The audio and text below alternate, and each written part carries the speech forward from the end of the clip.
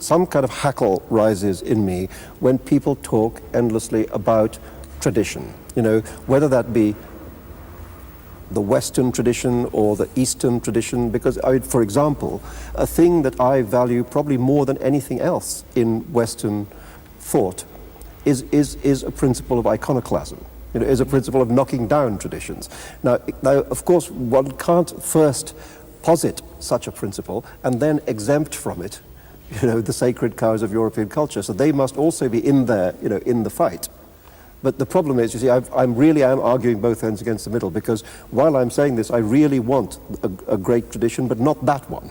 But first of all, most of the members of the Western tradition, I call it impure because it's international, and also because most of its members were iconoclast and are still iconoclast and recognized for their iconoclasm. Second, my second point, there is a magnificent article of Hannah Arendt about that. What is a teacher? What is teaching? Teaching is helping newcomers to enter the world. You present the world to them, and you are responsible for that world, for a world which is older than them. So you don't teach anything but tradition. It depends which tradition. You have to teach. You don't teach the future, and you don't teach the present. That is impossible. You teach. You are responsible for the world, and it's the world that you present, and the world is ancient. Yes, but I think it's a very big distinction between teaching the past with a sense of responsibility and tradition. Tradition is always a selection from the past. Of course. And canonization is simply the institutionalized. The past. No, but exactly. Well, I would say that in the present moment now, it is extremely important to be responsible to the past. And at the same moment, the responsibility to the past as a teacher now is, for me, the breaking of tradition. So I see the two things quite different. Exactly the displacement of the canonical standard of the Western tradition, which doesn't mean throwing everything out, but it means, as it were, opening up its status.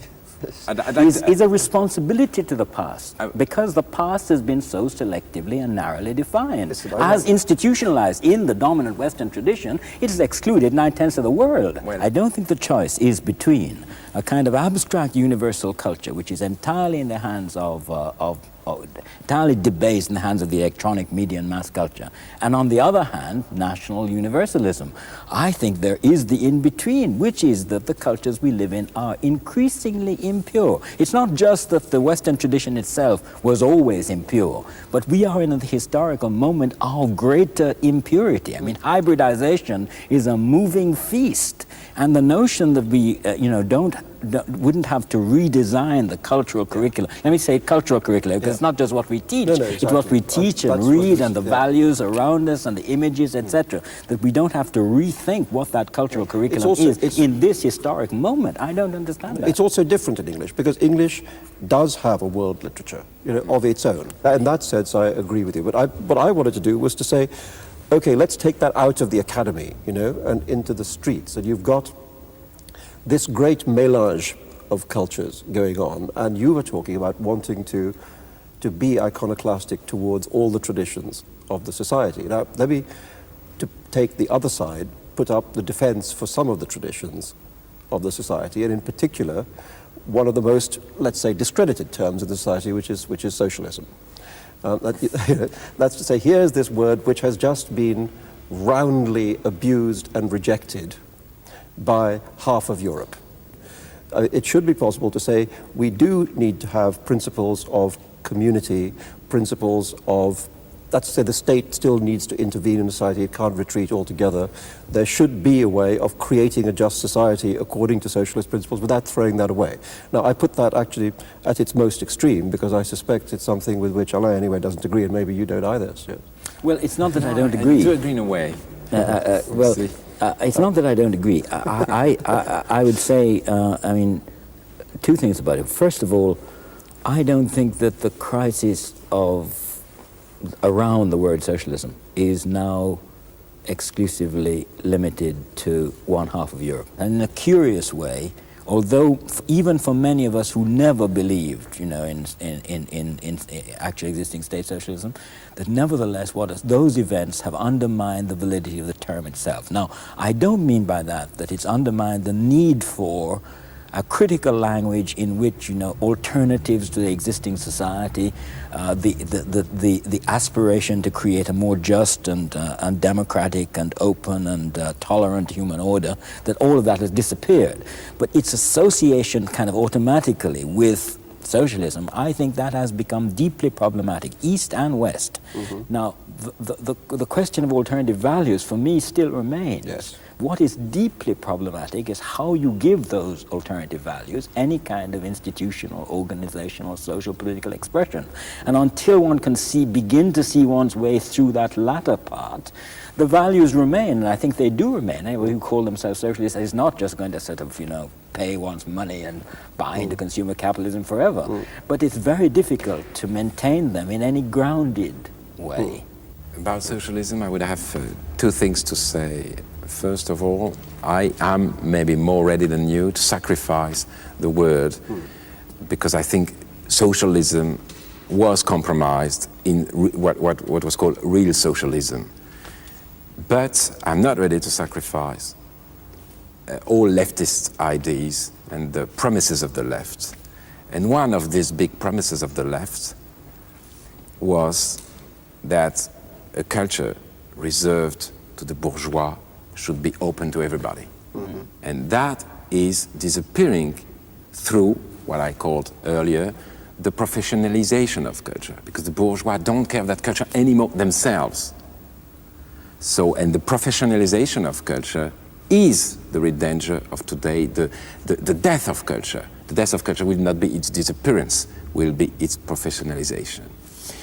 And the second thing I have to say, what worries me now is the resemblance, philosophical resemblance between triumphant liberalism and the main concepts of Marxism. Let's go back to the idea of the end of history. It was a Marxist idea. Mm-hmm. It means that we live in a world where the will of power is the only goal, and where man is being defined as a producer and a consumer, and that's all. And that is the basis of either Marxism or some kind of Marxism or liberalism, and that's resemblance worries me. See, I think that the picture you paint about a world in which the only reality now is power, because let's say the ideological debate has broken down. I think that's right to a large extent, and it creates a vacuum if we're not careful. What I'm trying to say is we need to hold on to those principles of social justice. I mean, I've been very involved in the last few years in trying to argue through new ideas of how you establish human rights in a society, how you make sure that the citizens of society have and maintain and know what their rights are, and how they can enforce them through the system, through the law. Because it seems to me if you allow that discourse of social justice to be thrown away because you're throwing away the word socialism, which in the old days encompassed that discourse, you're going to be left with people, let's say the mass of people, wanting something to hold on to, which is not the vacuum occupied solely by power that you described. And where I fear that people go at a moment when there is such a breakdown of any kind of consensual attitudes towards justice is they go towards extremes. That's when they go towards simple things that they can hold on to. Now, one of those extremes is, of course, fascism. Another of those extremes is the one grand narrative that we really haven't discussed, and which retains an enormous amount of strength, which is religion.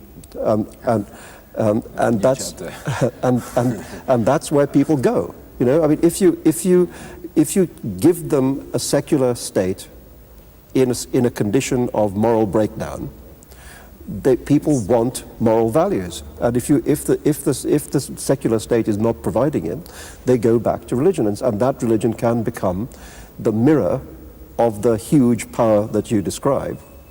And then you have a very dark situation indeed. Well, I mean, I agree that, I certainly agree that there is that threat of a kind of disappearance of any kind of, values which one can bring to bear against the kind of exercise of power. Though I think we must be careful of not disassociating the return of an ethical language, particularly in the light of what someone said of a secular-oriented ethical language, from the realistic material questions of production and consumption, and of course distribution. Because without that, it's a kind of empty game.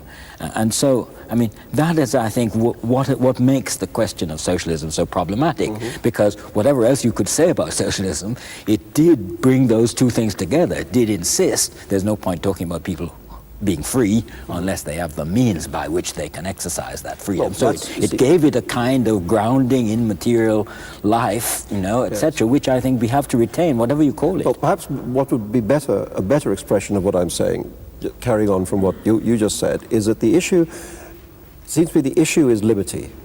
What happened in the last 10 years is that liberty as a concept was hijacked by the right. Yes. And suddenly, free market economics, the liberty to make enormous amounts of money with no controls and not look after the people who are working for you, became somehow freedom. That was freedom. Now, it seems to me that therefore it's important to reclaim notions of liberty from from what was in fact a distortion of the word. And maybe what do we mean by liberty? Liberty is not clearly just simply rapacity with a license. I mean, if we're going to begin a discourse on liberty, it seems to me we have to begin again at the beginning. Here is the thinking and the sensual aspect of the human animal that we are, and that must be free, because if that is not free, nothing else is. And then if you go from that, you begin to reconstruct. We have to somehow rescue liberty from the right. But there seems to be another area where, which has to do with the interdependence of individuals, where simply the language of liberty and the language of rights doesn't quite match. I mean, one seems to need the combination of liberty and solidarity, liberty and community.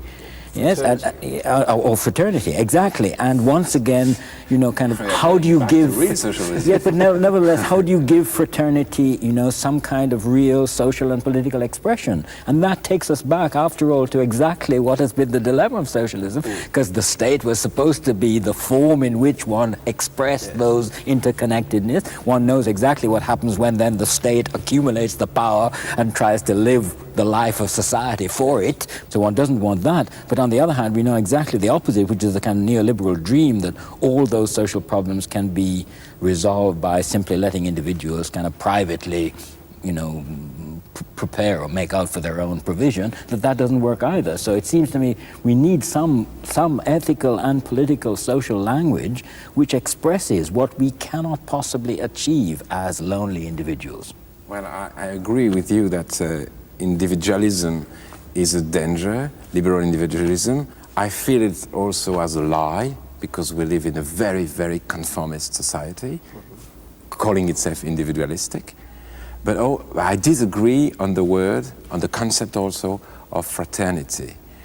I don't think we are brothers, and I think that brotherhood leads always to Big Brother, because the idea of brotherhood does not allow the individual to express his difference. And also, brotherhood, fraternity, does not permit irony.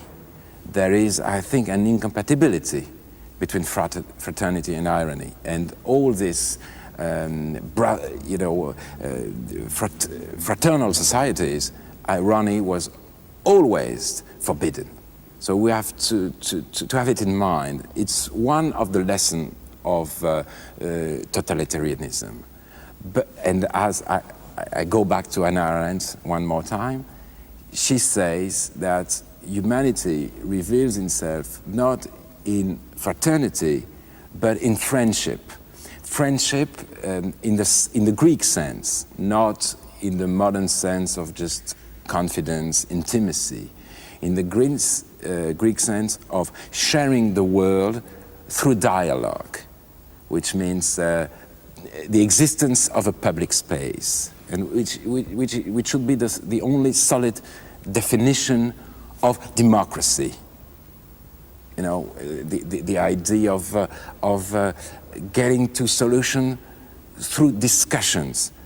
But I don't know whether friendship will quite get it either, because it seems to me friendship is, you know, in a way it's difficult, but friendship is also easy. Friendship doesn't get you to the difficult points where you have to look after the people with whom, you know, you don't feel any intimacy. And that's really why I didn't like fraternity, because it has all that old, you know, there's no sorority in fraternity, so it's a very ancient concept like that. And I acknowledge that it can be used exactly in a totalitarian, authoritarian way. Nevertheless, I want, and it may be caught in what you talked about in the public space, because I do think that is extremely important. The dialogic or the democratic cannot function without a public space. Otherwise, it's an entirely privatized, expropriated political discourse. So one needs to create and constitute those public spaces. I suppose what I think is that there may be, to go back to the grand narrative, it may be that there is no single overarching dialogue which can connect all the things that we are beginning to say we would like, you know? That perhaps the end of the grand narratives means the living with different languages, different institutional and political arrangements, you know, and there are always awkward points at which the one overlaps with the other, and there's negotiation at that point where the liberties of the individual abuts against the minority who is oppressed, etc. So we'll have to take care of the edges of the dialogue. But you know, that is the kind of society, that is what a just society might mean if we are really aware of the two opposing alternatives which we don't want. The old totalitarian imposition of a kind of centralized political culture on the one hand, and the kind of free-for-all of the new right, you know, de-centered, disorganized individualism, which has been sort of what we've had instead of utopia of the last 10 years. Yes, it may be that the great value of what we've learned in the last few years is what we don't want. And I mean, I agree with the image of the space where the discourse must take place. And you know, democracy is a marketplace, isn't it? It's a bazaar in which people argue. I like bazaar better than bazaar. marketplace. Bazaar is better than marketplace, has the wrong meanings. But a bazaar is you can haggle in a bazaar. Yes, exactly. The price is not fixed. But it's a place where people quarrel and argue and dispute, and are always colliding with each other, bumping into each other, and knocking each other out of the way. And it's to put it at its most comical, this discourse is democracy. You know, Yes. I mean, this is dialogic. yes. I mean, this is, you know, It is democracy. here it is on this particular channel, and it will be sent up, you know, as being eggheads deciding that what they are is freedom, you know. But it does seem to me that the ability to have this kind of open-ended discourse, which starts in no particular place and doesn't necessarily solve the problems of the world, but discusses the problems of the world in a manner of which the best word I could find is unafraid. You know, we can say anything we like. You know, and I'm coming to the conclusion that really, in order for a free society to exist, liberty has to become very, very capacious indeed. I'm coming to feel that if you can't allow, let's say, anathema to be spoken, then you can't allow anything to be said, and you have to be able to tolerate that. So I'm proposing a very extreme, a non-fraternal view of liberty, which allows the unspeakable to be spoken. Because if the unspeakable can't be spoken, there is no possibility of new thought. I don't see that we can say we can plead for unlimited freedom. We have to draw the limits and to be very careful, Yes. case by case, and also to broaden our focus. I could say that the problem of the limits will be one of the biggest and most urgent problems of the century to come, of the years to come. That is what the ethical discussion Yes, will be about. the limits of our power on this planet, Hmm. the limits of our power to manipulate the plants, the animals, ourselves. And how is it possible to draw the limits? Because big science will not allow it and doesn't care about drawing any limits, because it is now engaged in a powerful complex that is very difficult to And so will the deal with corporate it. state. So will the corporate state. Because Yes, because it's very difficult to deal with that. So now we are faced with this tremendous task to think of drawing the limits without infringing on liberties, and also to find to that need some kind of implementation. one place I would set the limits is at the question of incitement. You know, that's to say, if what you could say what you like, you're not allowed to yell fire in a crowded theatre, is a famous example. You know, I'm not allowed to say, you know, let's shoot that man. Why me? I mean, well, why? Well, because you're catching a plane. Because he has to point at somebody else. You've got to point something, exactly. For a change. Yeah, exactly. So, you know, there are obviously limits. And I think incitement to action is the place where we can look at limits. A simple relativism won't do. You know, you shoot him and I won't. That's right. That won't do. So one has to find common enough languages which don't oppress us. And that's that right. balance between universalism and difference is exactly the kind that I would like that to be the problem of the 21st century. I'm not sure it's going to be, but it would be good if that were, because that would be an advance on the 20th.